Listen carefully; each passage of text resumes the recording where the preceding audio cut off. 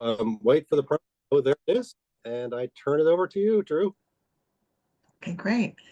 Well, thanks for having me, everyone. Thanks for the invitation, Scott, and the relationship we're building.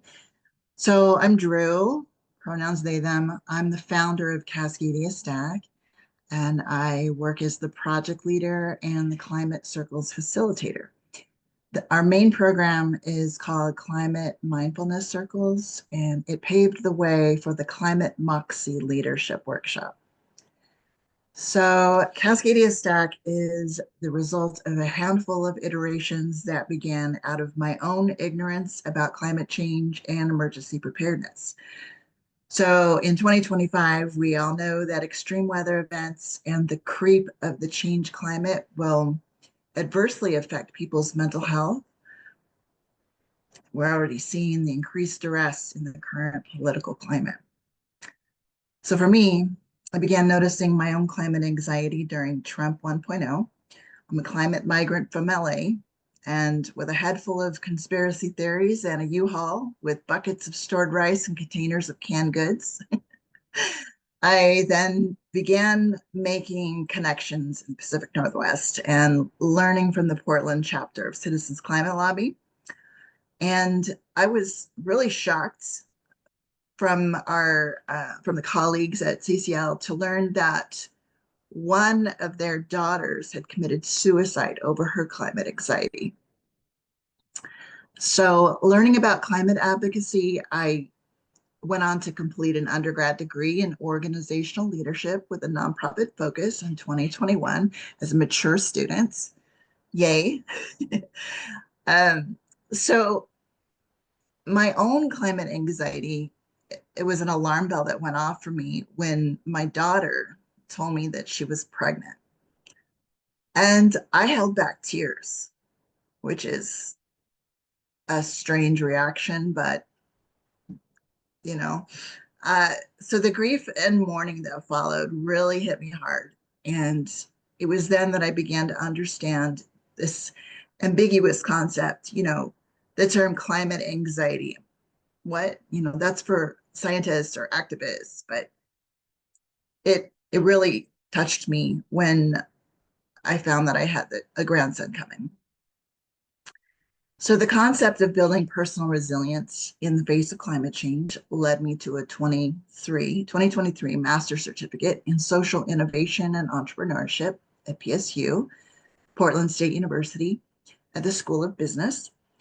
And my social impact studies revealed a path to strong mentorship, to guide others, to lead with a similar background as mine.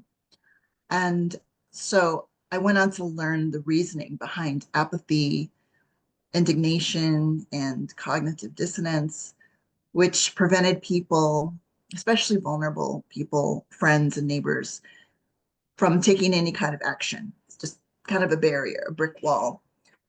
And so I founded Cascadia Stack in 2023 and achieved fiscal sponsorship that fall, with the vision of developing people in their peer groups, including multilingual and culturally specific folks, to come together in cohesive groups by first acknowledging those tough emotions, truths, and overcoming barriers to reflect on their own assets and to find their own personal strengths to guide others.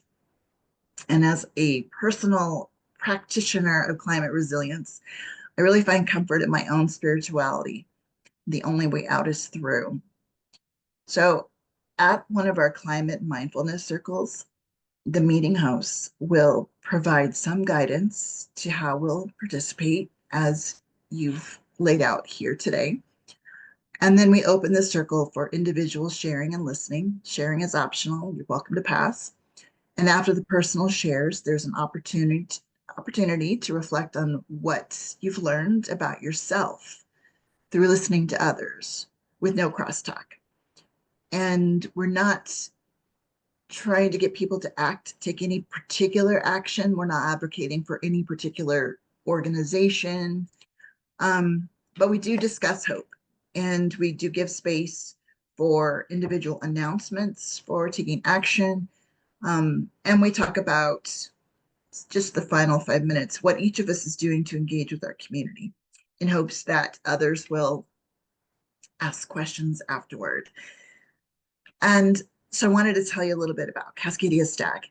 Our name comes from the tenets of bioregioning and cultural rewilding, and the prompt of stacking our own personal resilience tools. So acknowledging feelings reduces apathy, it uncovers empowerment so that organic leaders can emerge without fear of othering, and then finding light and hope in one another. And the climate circles are based on my own experiences at 12-step recovery groups and the climate grief work of Laura Schmidt and her Good Grief Network, the Climate Cafe platform by Climate Psychology Alliance, and Climate Circles by One Resilient Earth, and many other prominent authors and thinkers in climate distress. I'm sure you all are familiar with some of them. So when the time comes, I do want to talk more about Stack's Climate Moxie Workshop, which is designed for leadership discovery. It's interactive and includes foundational learning, acknowledging, accepting, and belonging. So I kind of wanted to present a question to you all if to kind of lead up to what I might present later. Can youth, young adults, and parents relate to placemaking in the new reality of life? So thank you all. Thank you so much, Drew, for your story. Thank you for sharing those personal experiences with us.